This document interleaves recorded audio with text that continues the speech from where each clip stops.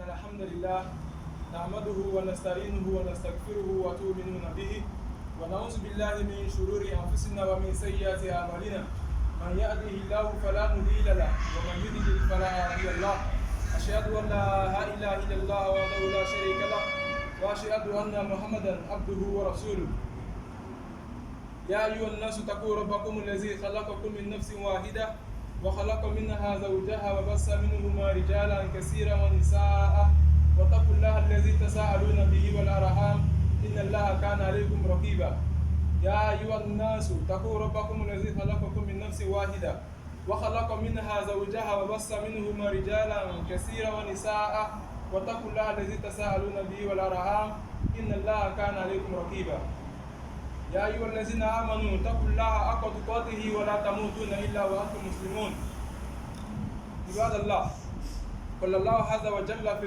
القرآن الكريم بعد الاستعاذة والبسملة يا أيها الذين آمنوا كتب عليكم الصيام كما كتب على الذين من قبلكم لعلكم تتقون عباد الله Allah subhanahu wa ta'ala tells us in the glorious Quran that He has prescribed the fasting for us as He has prescribed the fasting for those before us, so that we may have taqwa, so that we may be of those who are conscious about their duties with Allah subhanahu wa ta'ala.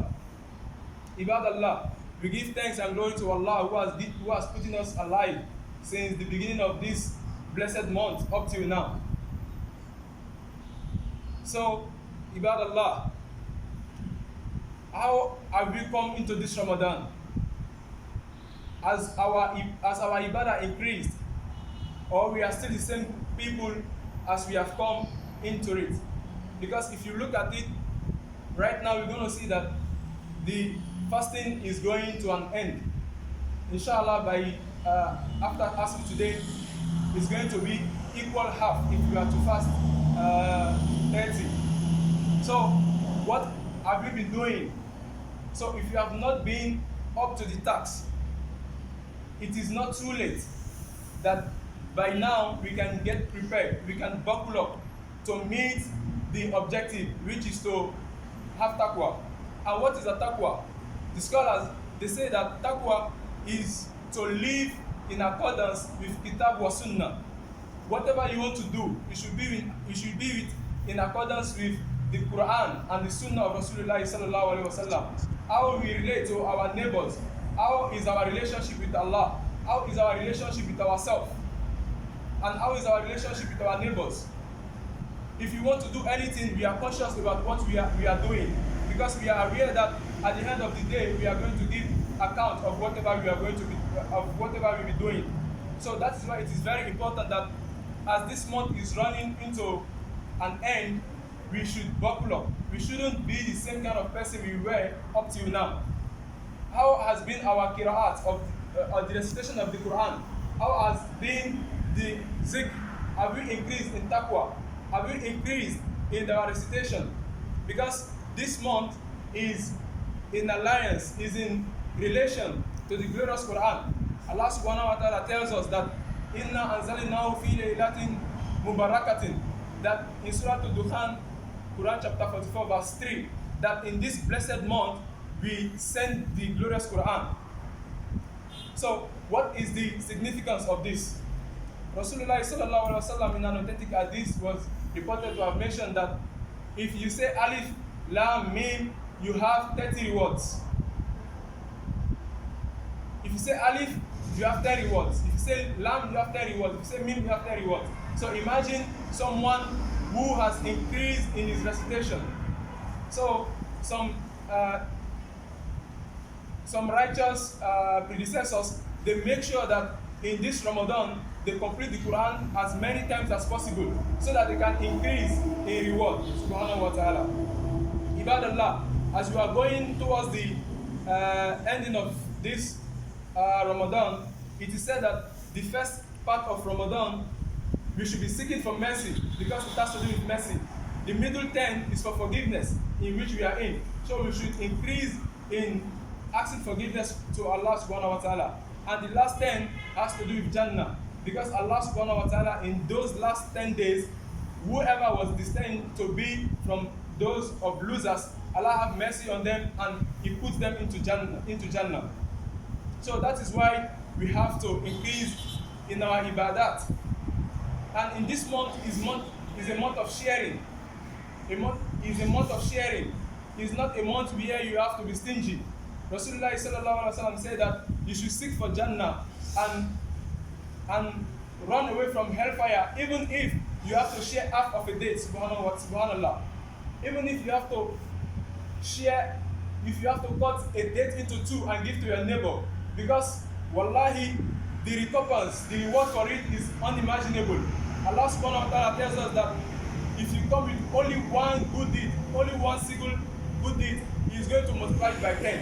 But in this blessed month of Ramadan, it's more than 10. It's uncountable.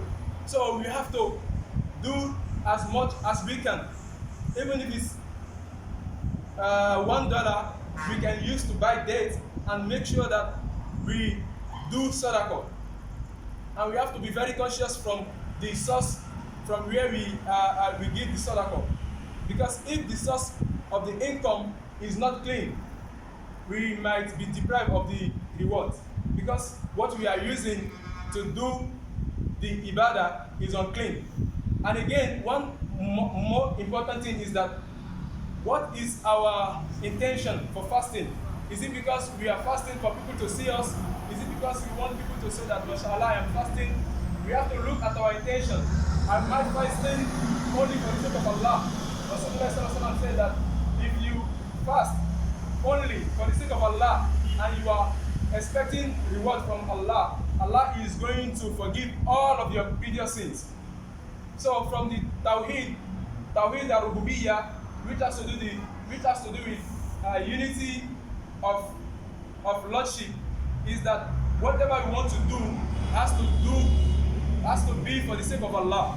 In Tawheed al-Uluhiyyah al-Ibadah, whatever we want to do as act of worship, whether we are praying, whether we are going to Hajj, whether we are fasting, whether we are removing zakat, it has to be for the sake of Allah. Wallahi, if we do not do it for the sake of Allah, it is going to be upon vanity. So we have to check our intention. Am I fasting for the sake of Allah? And Allah subhanahu wa ta'ala is telling us through Rasulullah sallallahu alaihi wasallam that I will be the person to reward the fasting person. It is obvious Allah rewards all other ibadat, but He has secluded fasting. He has taken it so special because it has to do with sincerity. If you are praying, you could be praying for people to see you. But if you are fasting, it is very difficult to fast for people to see you. Because only Allah sees you. Only Allah sees you when nobody is seeing you. When you are indoor. When you are locked in your room. You could go ahead and take a sip of water, nobody will see you. But Allah subhanahu wa ta'ala is seeing you. So we have to look at our intention. Ibadallah. It is very important so that at the end of the day, we are not going to be among those who have only punished themselves with hunger and thirst. Ibadallah. Allah subhanahu wa ta'ala is telling us in Surah Al-Qadr, أعوذ بالله من الشيطان الرجيم بسم الله الرحمن الرحيم إنا أنزلناه في ليلة القدر إنا أنزلناه في ليلة القدر وما أدراك ما ليلة القدر ليلة القدر خير من ألف شهر تنزل الملائكة والروح فيها بإذن ربي من كل أمر سلام هي حتى مطلع الفجر. In Surah Al-Fajr, Allah is swearing by the time Wal-Fajr وَلَيَالٍ أَشْرٍ. Allah is swearing by the first 10 nights. Scholars say that this night has to do with the last 10 nights of Ramadan, wherein Allah has blessed us with a night called Laylatul Qadir.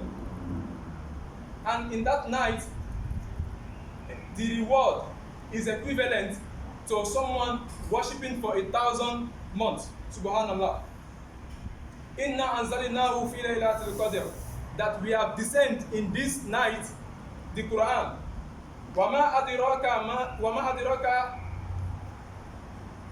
inna anzalnahu fi laylatil qadr wama adraka ma laylatul qadr, that what is going to make you know this Laylatul Qadir? Ya Rasulullah, how are you going to know this Laylatul Qadr? How special it is? Laylatul Qadir khayrun min alf shahr, that the night of destiny, the night of power is better. Is better in reward, is better in degree than 1,000 months, subhanahu wa ta'ala. So that's equivalent to about 83.3 years. That's a lifetime, subhanahu wa ta'ala. So if you are fortunate to be among those that is going to watch for this night, Rasulullah sallallahu alaihi wasallam is reported that when this night is coming, he used to buckle up. He used to have Qiyamul Layl and all that, but in those last 10 days, he used to make more ibadah because he wants to be among those that will benefit from this night. Ibadallah. So we have to look up to this night. We have to get ready for it. We have to prepare for it.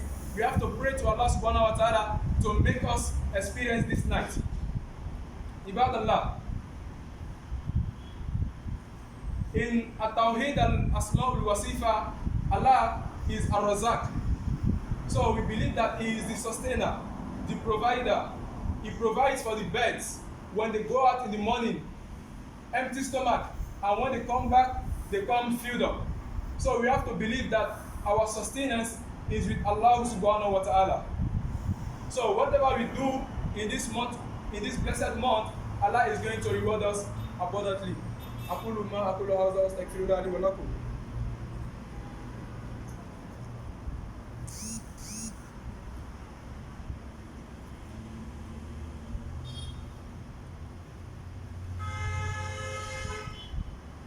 يا أيها الذين آمنوا اتقوا الله وقولوا قولا سديدا يصلح لكم أعمالكم ويغفر لكم ذنوبكم ومن يطع الله ورسوله فقد فاز فوزا عظيما. إن الله وملائكته يصلون على النبي يا أيها الذين آمنوا صلوا عليه وسلموا تسليما. اللهم صل على سيدنا محمد وعلى آله وأصحابه وسلم. عباد Allah, as we've said during the first episode of the khutbah, that we should look into our intention. Wallahi, is very important. Innamal a'malu binniyat, that all intentions are going to be recorded all actions are going to be rewarded according to our intentions. So if our intention for fasting this Ramadan is not to get closer to Allah, is not to purify ourselves, then what is the essence of it? What is the essence of fasting during the day, praying during the night, reciting the glorious Quran, doing tahleel, takbir? What is the essence? So we have to be very careful.